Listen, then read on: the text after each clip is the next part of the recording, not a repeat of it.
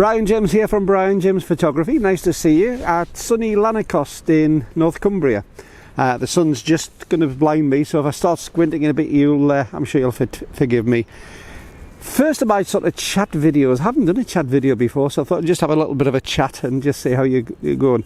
As I say, it's North Cumbria, it's March, and you can tell that we're coming to the end of the lockdown. I've never had hair quite so long as this in the past, and slightly unshaven. I don't think anybody really cares much anymore. But I've come out today to have a quick look and see what we can do with photography. Now, as you may have seen on some of the channels, I do an awful lot of historical building photography on here. But my main background is as a professional photographer doing portraits and corporate work. And since March last year, that's pretty much disappeared. It's gone all together.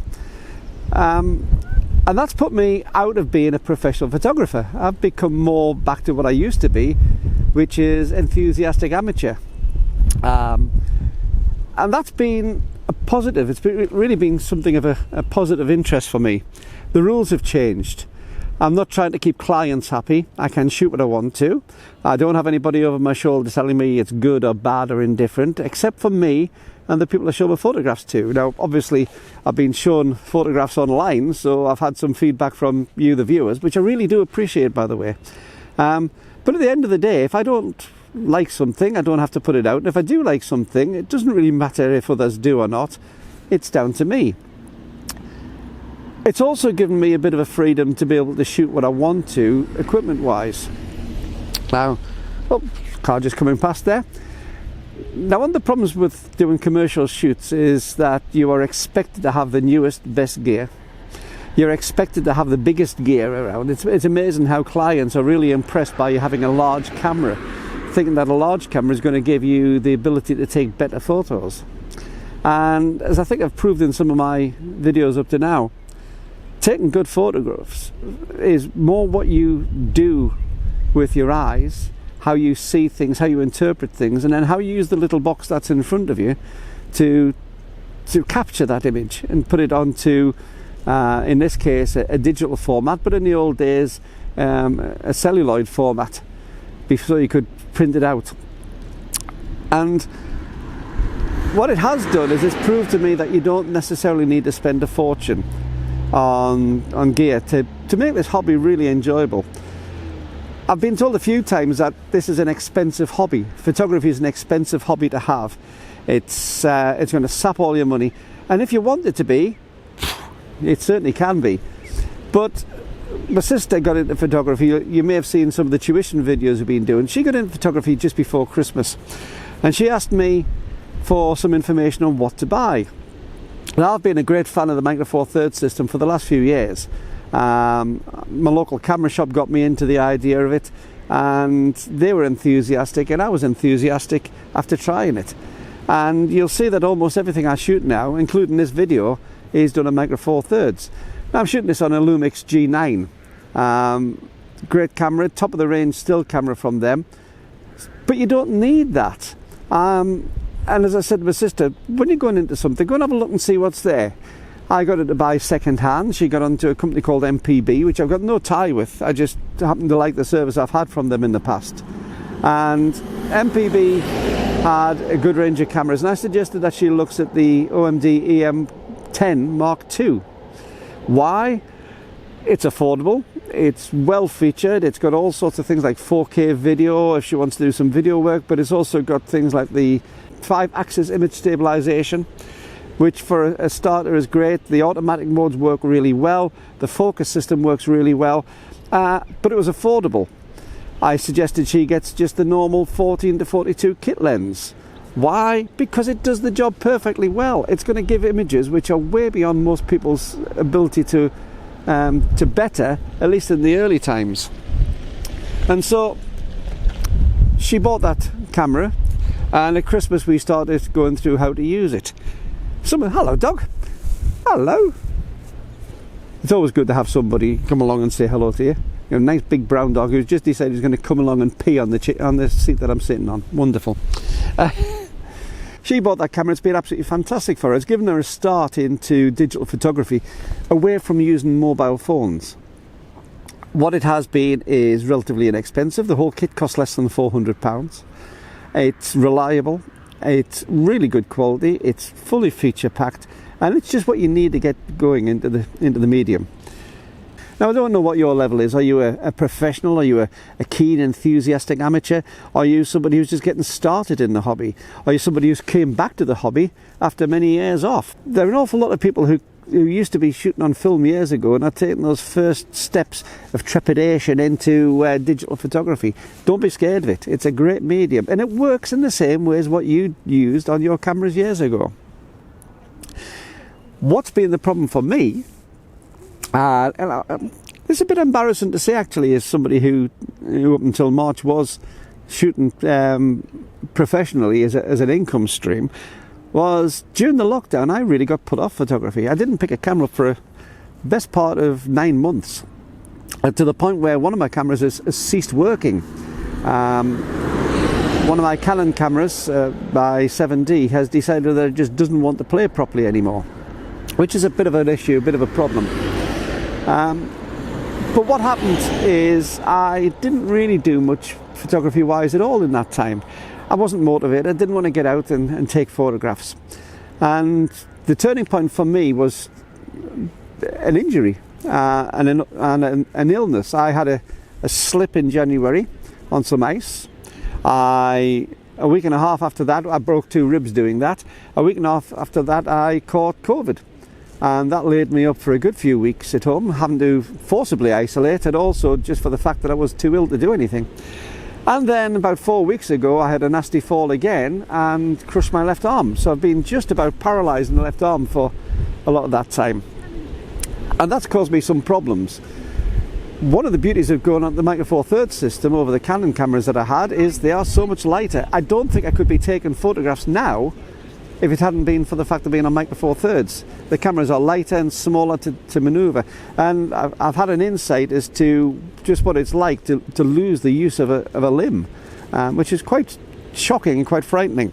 I've got probably about 40-50% of the movement back in my arm, in my left arm now, so everything's been done one-handed, and I've still got some really good shots out of it. But when I was in the isolation from COVID, stuck in the house in some really rather nasty weather in January, I decided I needed to do something when the isolation period was finished. When I got out of being in COVID and got myself back well again, I decided I needed to do something. And you possibly have seen the video I shot of the witch's hat in the snow.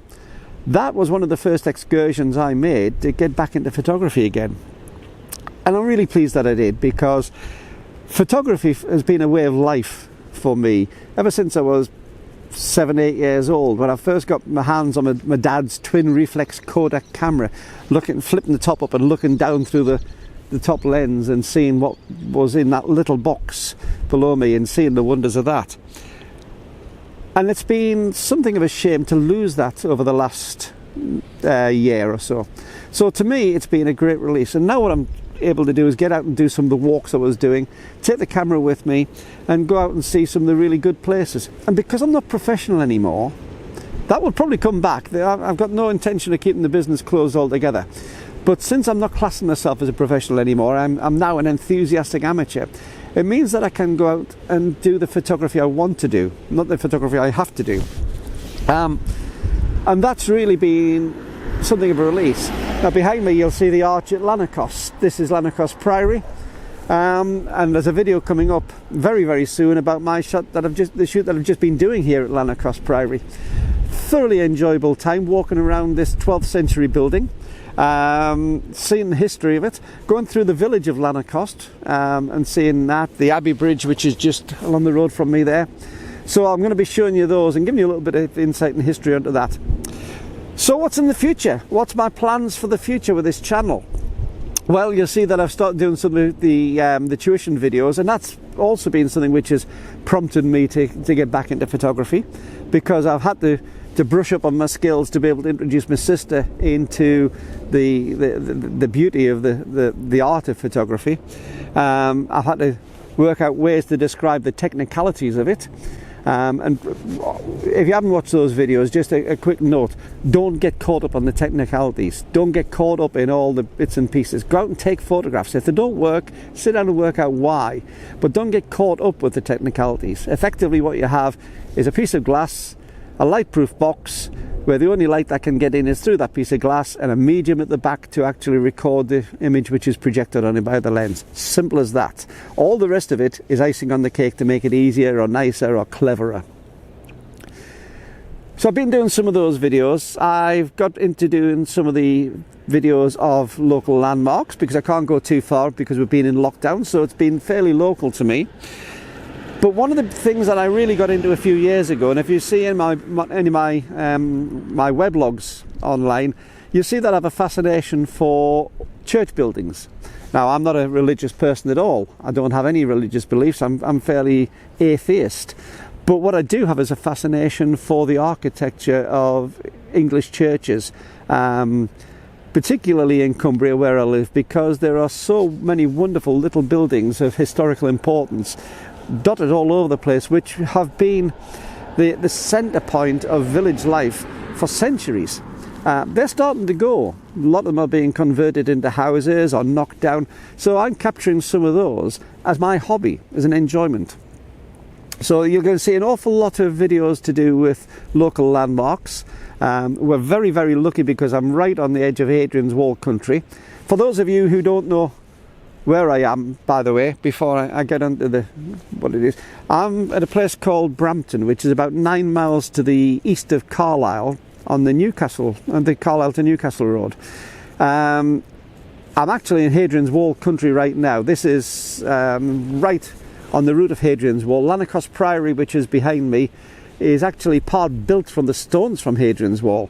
We're also right at the top of the North Lakes, so we've got to a 20-mile drive from where I am at the moment, and you're into the top of the Lake District with the most beautiful scenery that you can imagine.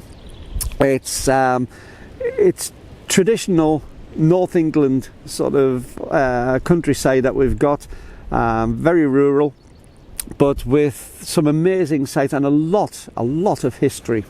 We're about probably about 8 or 9 miles away from the Scottish border, so 8 or 9 miles away we'll go over the border into Scotland, which again has its own quaint, unique charm, and I'm going to be bringing some of that to you on this channel as well when the lockdowns finish properly. So there's a lot to go forward with, an awful lot.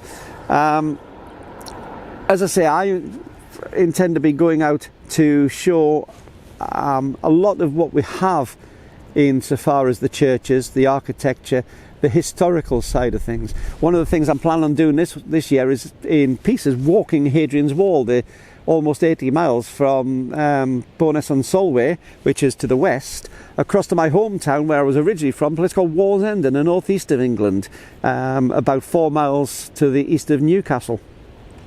So there's a lot of things to be doing, and as the weather improves, hopefully I'll be taking you on some of those journeys. We're still going to be producing the videos with my sister, with the Take Better Photographs videos, and they tend to be a little bit longer, a little bit more background orientated. It's more of a training course. But the idea of those as well is to try and give an insight into how to take photos without going to the nth degree. And one of the things we found when we were discussing this with my sister, she looked at a lot of videos online. There are some superb training videos, but they all tend to start off with this is a camera, and they skip the next 5 chapters to the advanced use of aperture, ISO and speed and things like that. And we've tried to hit it from part 1, even as simple as how to switch the camera on, which as photographers, when we've been doing it for a little while, we think is rather silly. But when you give a complicated modern camera over to somebody, it's not a camera anymore, it's a computer, and sometimes just being able to switch it on, find the on switch in that maze of buttons, dials, knobs and switches is quite a feat at times. So we've hit it from that. I'm going to be doing a lot more videos. I enjoy doing videos. I'm not the most photogenic person myself. That's why I tend to be on the back of the camera rather than in front of it. So I'm not, this is as new a field as I can get, really, as anything. But I'm going to be doing some videos. A lot of the ones I tend to do will be voiceover type, just showing you the photographs with a narrative, because that seems to suit my style. But every so often I'm going to get in front of the video, and I'm also going to be giving you some of the technical side of what we do. So, probably sums up my first video. Thanks very much for listening. Join me on the next one of these type of videos, these background videos. But until then, enjoy the photographic videos that I'm putting up. Before I go any further, really thanks to all the people who've subscribed to the channel. I really do appreciate the subscription. If you've left likes and things on the videos, thank you very much. If you left comments, even better, because they give a little bit of feedback, and I really do thank you for them. But also to the people who've hit the little notification bell, thanks very much for doing that, because all these things put together, the magical world of YouTube uses them to promote these videos and get them out to more people. At the moment, I'm way off being monetized, so I'm not making money out of these. I'm doing these for the love of it. It would be nice to get some money to be able to pay for the excursions, even just to put some fuel into the van so I can get to places. But the primary aim for these is to give me a little bit of enjoyment, and hopefully my enjoyment will come across to you. So until the next time on this, if you get the chance to subscribe, please just hit the little red button below. It really does help. If you can give me a thumbs up to say that you've liked this, that does kick YouTube's algorithms into a frenzy and gets it so that it will promote these to more and more people. And to the people who've actually looked at the videos up to now, the Lanercost video, which is going to be coming out soon, that would be worth seeing, but the Witch's Hat Folly in Brampton, what else have we had up? The Lamley Viaduct, the A66 photo shoot. To all the people who've looked on them and actually watched them, thank you. You've got no idea what it means to a photographer to know that your work is being seen by other people and hopefully being enjoyed. So until the next time, thanks very much. I've waffled on far too much. You'll find that I do waffle in these, but I look forward to seeing you again soon. Thanks.